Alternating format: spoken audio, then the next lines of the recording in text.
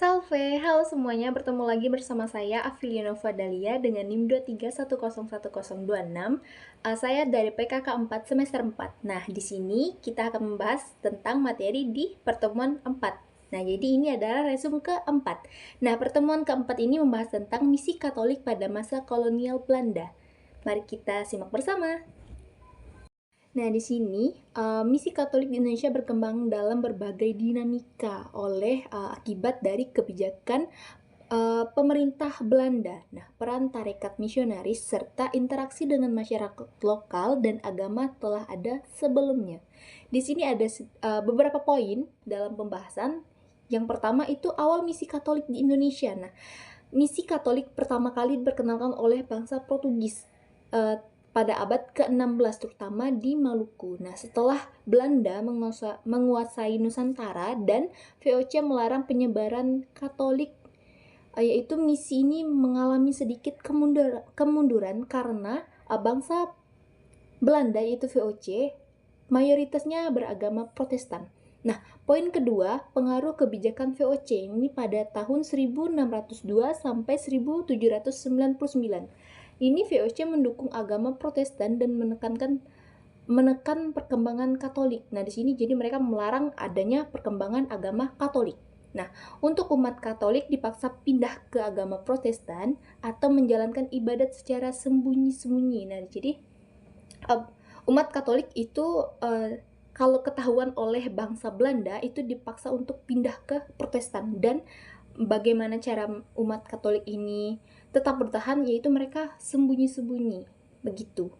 Nah, kemudian ada pastor Katolik dilarang berkarya terbuka dan gereja-gereja Katolik diubah menjadi gereja Protestan. Nah, jadi pada saat itu gereja Katolik yang ada itu diubah menjadi gereja Protestan karena tadi VOC adalah mayoritasnya beragama Protestan. Jadi mereka melarang adanya agama Katolik di Nusantara.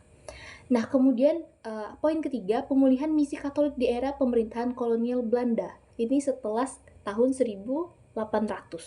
Nah, yang setelah VOC bubar, kebijakan lebih toleran terhadap Katolik mulai diterapkan. Nah, di sini jadi agama Katolik bisa berkembang dengan baik gitu.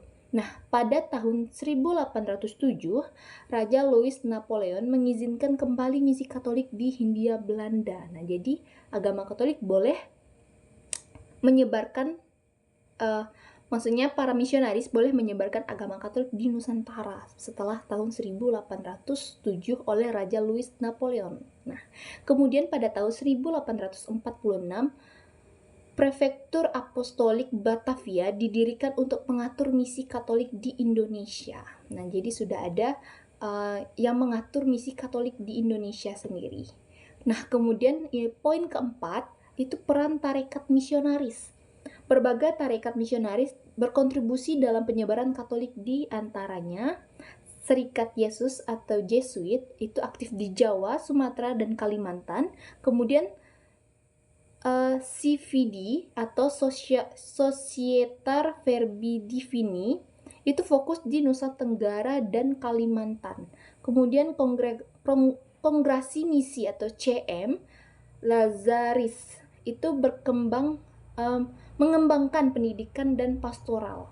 Kemudian Misionaris Hati Kudus atau MSC ini aktif di Papua dan Maluku. Nah, kemudian poin kelima itu kontribusi misi Katolik. Nah, Katolik ini berkontribusi di berbagai bidang. Pertama itu ada pendidikan, kedua itu kesehatan, dan ketiga pemberdayaan sosial. Nah, di pendidikan ini mereka mendirikan sekolah-sekolah Katolik yang masih eksis hingga pada saat ini. Nah, seperti kita ketahui banyak sekolah-sekolah Katolik di Indonesia. Nah, kemudian di kesehatan, ini mereka membangun rumah sakit dan klinik bagi masyarakat umum. Nah, jadi kita juga bisa menemukan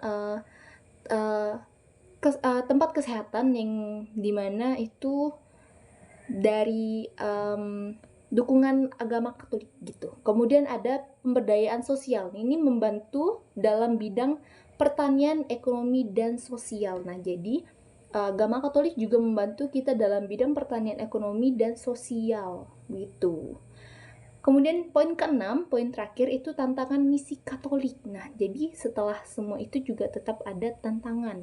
Yang pertama tadi itu resistensi dari pemerintahan kolonial, terutama pada masa VOC, yaitu bangsa Belanda tadi yang melarang adanya penyebaran agama Katolik karena bangsa Belanda itu VOC mayoritasnya beragama Protestan. Kemudian persaingan dengan Protestan yang lebih didukung oleh Belanda. Nah, karena itu tadi bangsa Belanda mayoritasnya adalah beragama Protestan.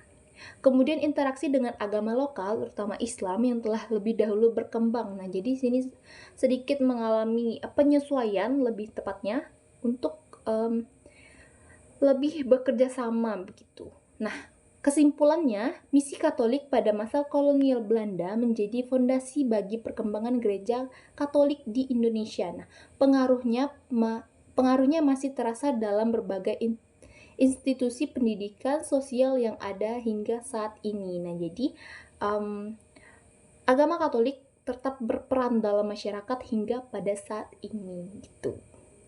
Makanya ada banyak kegiatan-kegiatan Katolik yang bersifat